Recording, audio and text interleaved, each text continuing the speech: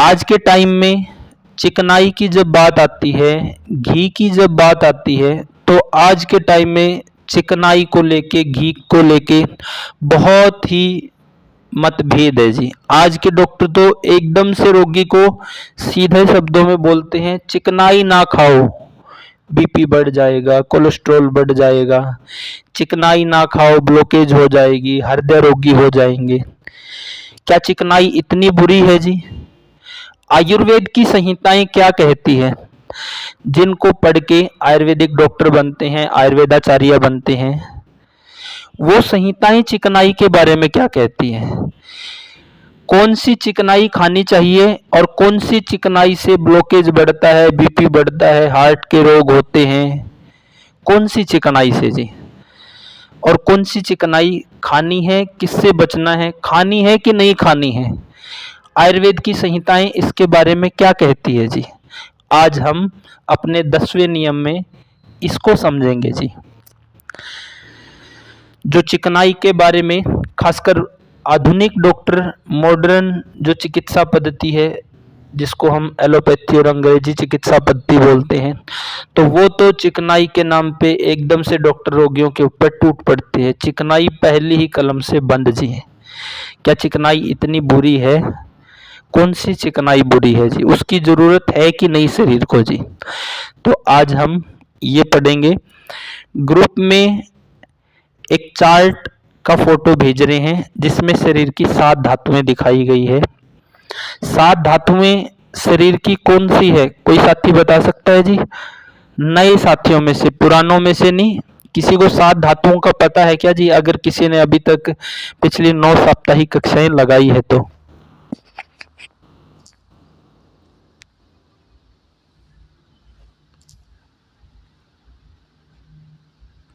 किसी को भी नहीं पता जी?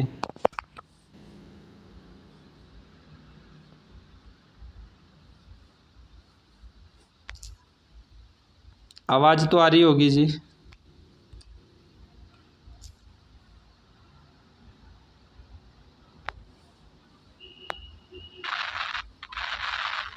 बताएं जी साथी, आवाज आ रही है कि नहीं आ रही है जी?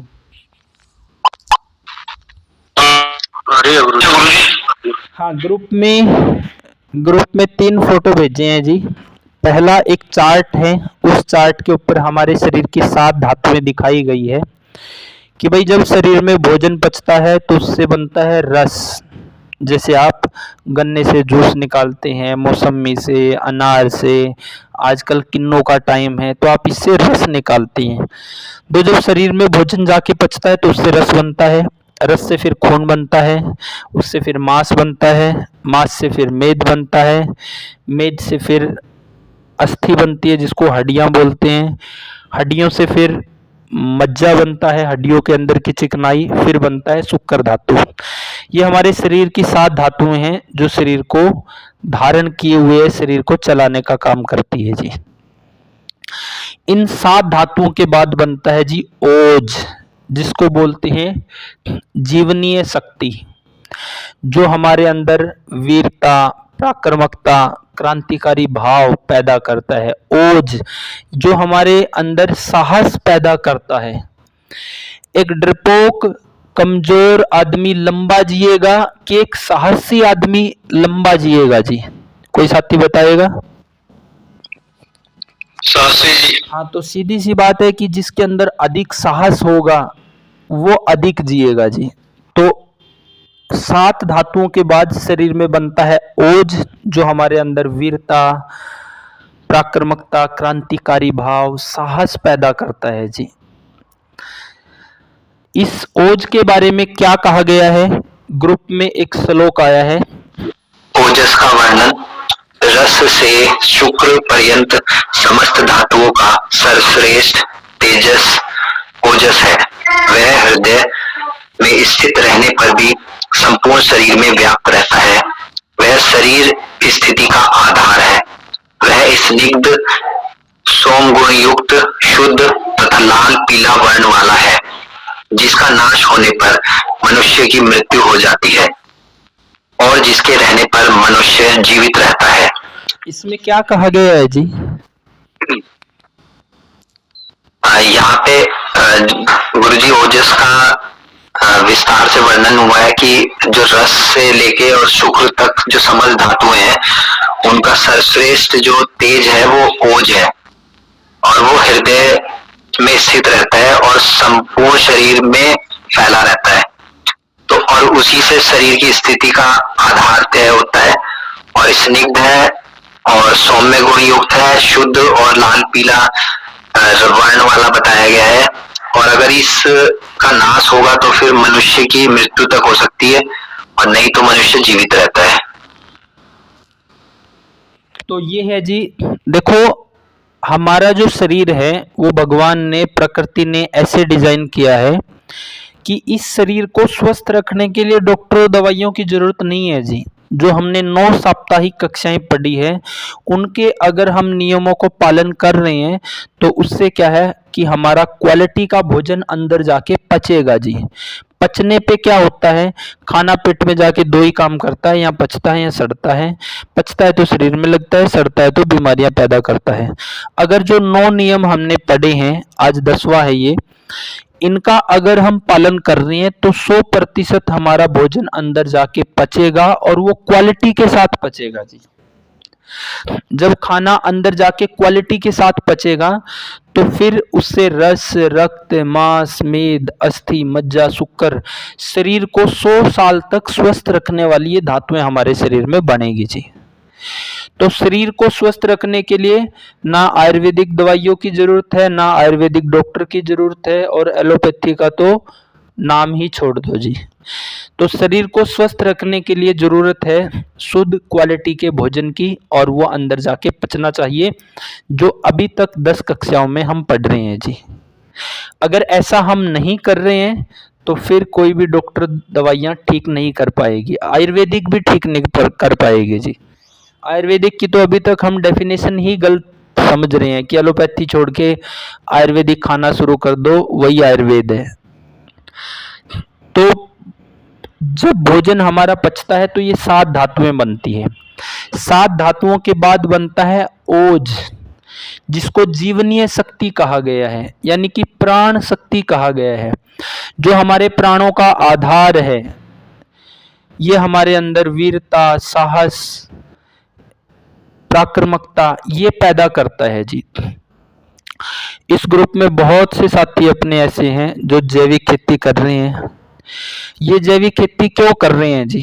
क्योंकि इनकी जीवनीय शक्ति अच्छी है, इनका साहस अच्छा है, इनकी प्राक्रमकता अच्छी है। एक डरपोक व्यक्ति तो करने से पहले ही उसके मन में 100 तरह के सवाल होंगे जी। फसल अच्छी होगी कि नहीं होगी, पैदावार निकलेगी कि निकलेगी, वो बिकेगा कि नहीं बिकेगा, 100 तरह के सवाल उसके मन में रहेंगे। लेकिन हर कोई भी जैविक नहीं कर रहा है, ये चुनिंदा लोग ही क्यों कर रहे हैं?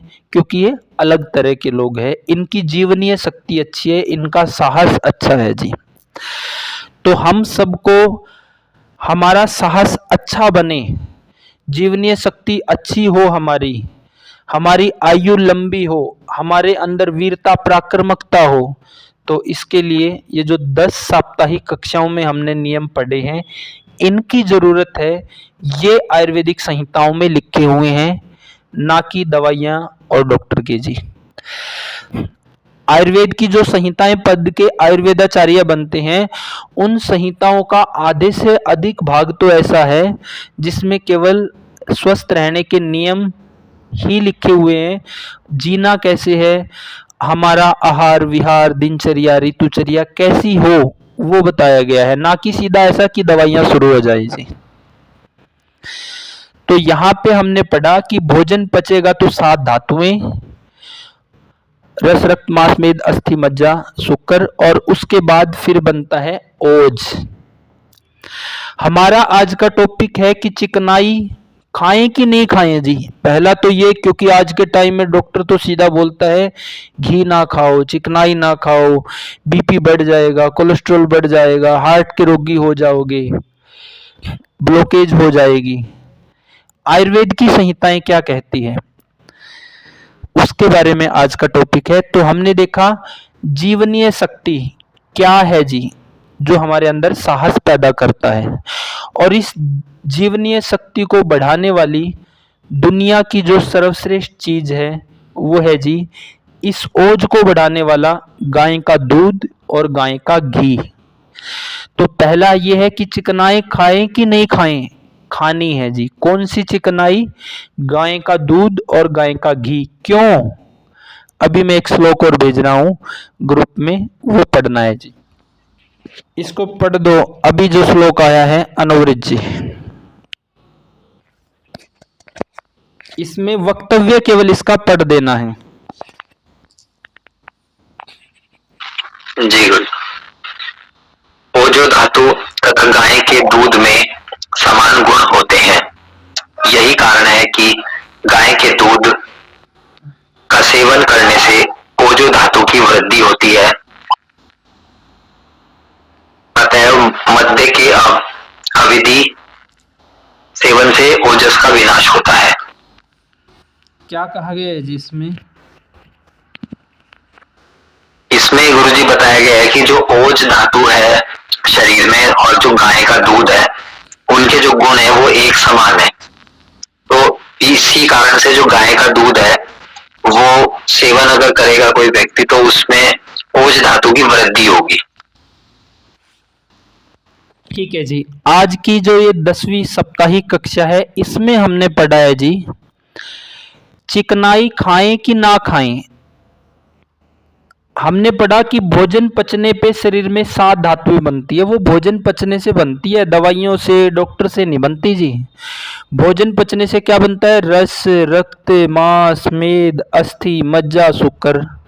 और इन 7 धातुओं के बाद एक और कमाल की चीज बनती है जिसको हम बोलते हैं ओजस, जिसको ओरा बोलते हैं जी। ओज, ओजस, ओरा, ये क्या करता है? ये हमारे प्राणों का आधार है जी।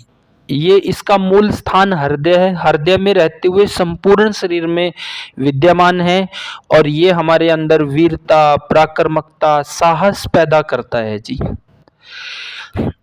तो ये जीवनीय शक्ति है, प्राणों का आधार है, और ये साहस पैदा करता है। और ये मिलता किस चीज से है जी? ये मिलता है गाय के दूध से जी। गाय का जो दूध है उसके अंदर इतनी पावर है कि वो सीधा सीधा 7 धातुओं के बाद जो निचोड़ बनता है ओज, उसको बढ़ाने का काम करता है जी। अब हम बच्चों को चिकनाई दें कि ना दें जी? हम चिकनाई खुद लें कि ना लें जी? लें तो कौन सी चिकनाई लें जी? हमने पढ़ा कि जो गाय का दूध है उसमें वो सब गुण हैं जो ओज धातु में होते हैं। ओज यानी कि जो हमारे प्राणों का आधार है, जो हमारे शरीर का आधार है, जो हमारी जीवनीय शक्ति है। अब बच्चों को पराक्रमी बनाना है, साहसी बनाना है, वीर बनाना है, तो गाय का दूध उनको पिलाना है जी। तो चिकनाई से डरना है कि नहीं डरना है जी? नहीं डरना है जी।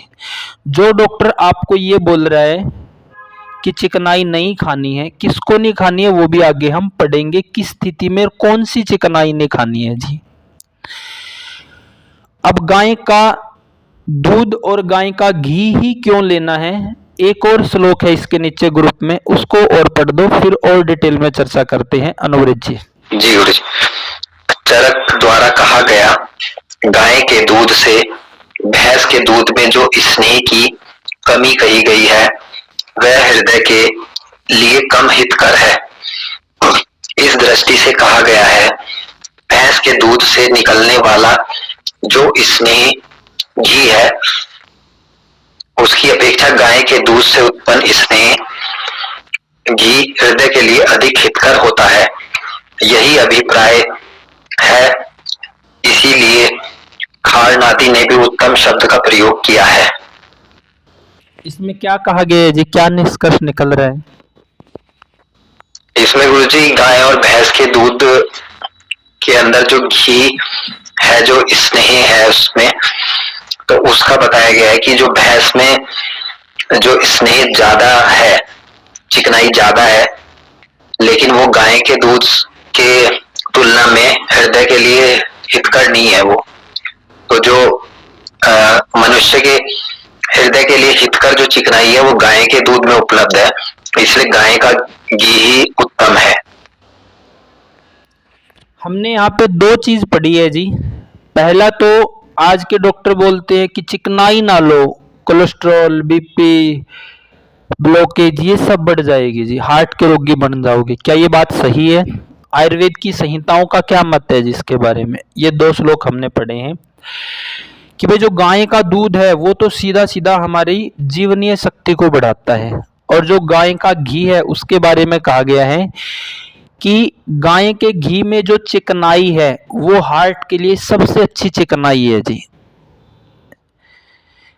भैंस के दूध और घी की तुलना में जो गाय के दूध और घी में चिकनाई है वो हार्ट के लिए सबसे अच्छी गाय के दूध में है जी। अब हमने अपने आप को या अपने बच्चों को, उनके हार्ट को अच्छा रखना है, उनके साहस को अच्छा रखना है, जीवनीय शक्ति को अच्छा रखना है, उनको दीर्घायु लंबी उम्र का बनाना है, तो चिकनाई लेनी है। कौन सी? गाय का दूध और गाय का घी। क्यों? क्योंकि ये जीवनीय शक्ति को बढ़ाता है, ये हार्ट को अच्छा करता है जी। ऐसा क्यों? भैंस का क्यों नहीं लेना है? जो गाय का दूध है वो 37 डिग्री सेल्सियस तापमान पे पचता है, यही हमारे शरीर का तापमान है। और भैंस के दूध को पचाने के लिए अधिक मेहनत करनी पड़ती है, वो 39 डिग्री सेल्सियस पे पचता है जी। जिसके अंदर जैसे गुण है वैसे ही हमारे शरीर में आएंगे। आप देखेंगे कि गाय इतनी एक्टिव है, गाय का बछड़ा इतना एक्टिव है कि गाय दीवार से कूद सकती है। भैंस क्या है? भैंस आलसी है, उसका बछड़ा आलसी है। तो जिसमें जैसे गुण है वो आएंगे। अब हमने अपने आप को या बच्चों को वीर बनाना है, साहसी बनाना है, तो गाय का दूध और घी। अगर हमने अपने आप को स्लो बनाना है, स्थूल बनाना है, आलसी बनाना है, भैंस की तरह भारी बनाना है, तो भैंस का जी।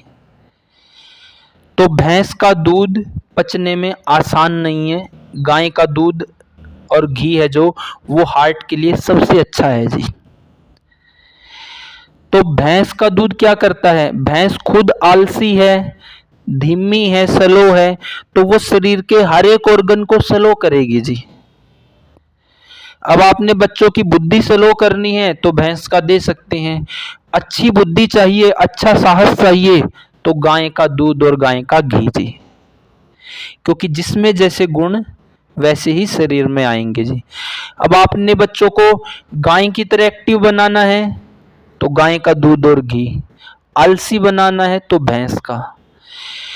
तो शुद्ध चिकनाई कौन सी है जी? वो है गाय का दूध और गाय का घी। तो चिकनाई खाएं कि नहीं खाएं? खानी है जी। कौन सी? गाय का दूध और घी। क्यों? क्योंकि गाय के दूध में वो सब गुण हैं जो आपकी जीवनीय शक्ति, प्राण शक्ति, ओज को बढ़ाने का काम करते हैं, जो आपके अंदर वीरता, पराक्रमकता, साहस पैदा करते हैं, साहसिक निर्णय लेने की क्षमता पैदा करते हैं।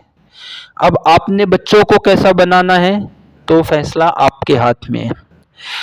तो ये छोटी छोटी चीजें हमें लग रही है कि 10 साप्ताहिक कक्षाएं होगी, अभी हमने बीमारियों के बारे में नहीं पढ़ा है, दवाइयों के बारे में नहीं पढ़ा है। बहुत से साथी इस इंतजार में थे या है कि दवाइयों का नंबर कब आएगा, हमारी बीमारियों के बारे में कब पता चलेगा। जब तक आप इन पहले 10 नियमों का पालन नहीं करेंगे तो ना आयुर्वेदिक दवाइयाँ, ना आयुर्वेदिक डॉक्टर आपको ठीक कर सकते। एलोपैथी का तो नाम ही छोड़ दो, ठीक कर देगा जी, क्योंकि वहां तो केवल बीमारी और दवा इतना ही है जी। और इस शरीर को चलने के लिए क्या होना चाहिए, बीमारियों से बचने के लिए क्या होना चाहिए, वो हमने पिछली 10 साप्ताहिक कक्षाओं में पढ़ा है।